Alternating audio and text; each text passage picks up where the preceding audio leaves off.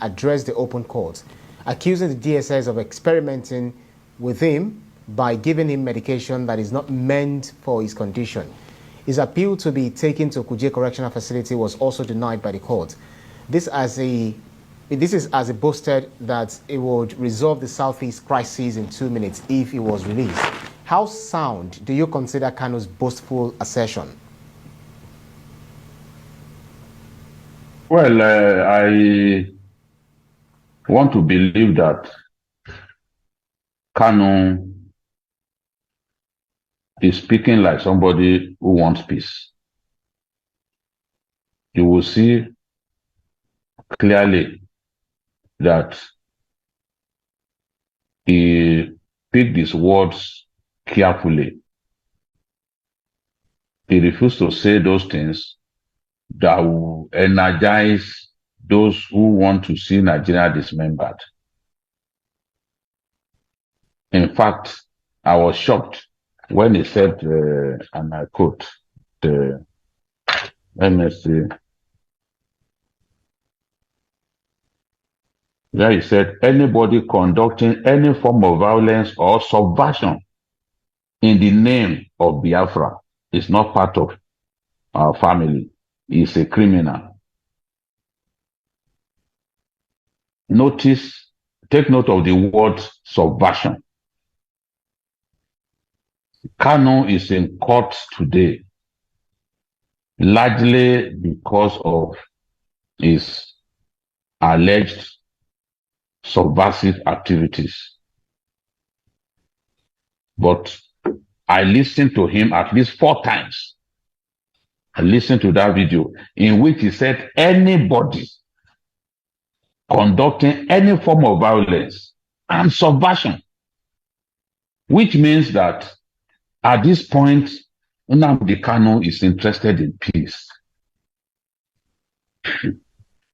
And that's why I've always demanded that we should find a political solution to this matter. Any man who had been in jail for 2 years, to an extent, his heart will have been softened to an extent. I'm not saying significantly. So you can see that it was not difficult for Eze Chukwemeka, for Ifeanyi Uba, the senator, to go and meet Kanu in detention and get him to renounce the sit at home. The sit at home idea has been destroying the economy of the Southeast. The average Igbo man wants to open his container on a Monday morning. That is the day that some people have taken it upon themselves to say, no, you cannot conduct any form of business in the Southeast. And Kanu, in his own hand, wrote that from that time, sit at home had become abolished in the Southeast. So for him to have agreed to do that shows that, look, his position is being softened. He is interested in peace. He doesn't want to see his people being killed. Many people in the past had wondered why we will continue to have the sit at home. And they said that, look, Nnamdi Kanu, your desire is to emancipate your people, not to kill them. So they've convinced him, and you can see the way he's talking now. He said, we have come to save our people, not to enslave them. If I'm outside, no idiots can try this rubbish. They know me very well. If I'm outside, in 2 minutes, this nonsense will stop. Who is the idiot that I will give an order in the Southeast and we contravene it? Who is the bastard that will speak when I'm talking? Who is that bastard? Nobody can. I am Nnamdi Kanu. So he's saying that, look, interpretatively, Nnamdi Kanu is saying, free me. if you will free me, I will put an end to this nonsense, this insecurity, this killing of people on Monday, this sit at home that did not come from me.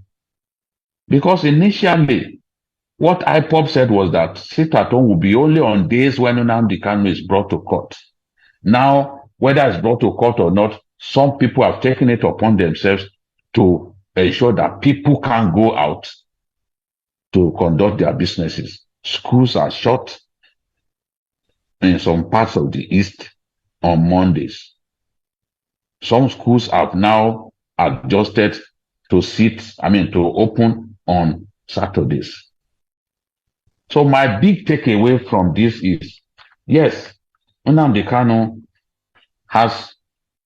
he has been in detention, but he wants to get out of detention. And he also said, look, if you cannot take me to the prison in Kuje, let me be placed under house arrest. You know? And I will quote him again, say, I'm seeking for a non-custodial arrangement. I don't mind house arrest.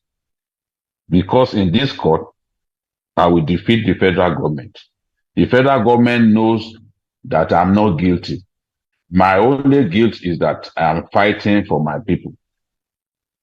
Anybody using IPOB to commit crime is a criminal. It's not part of our family. Those killing people are criminals. You know?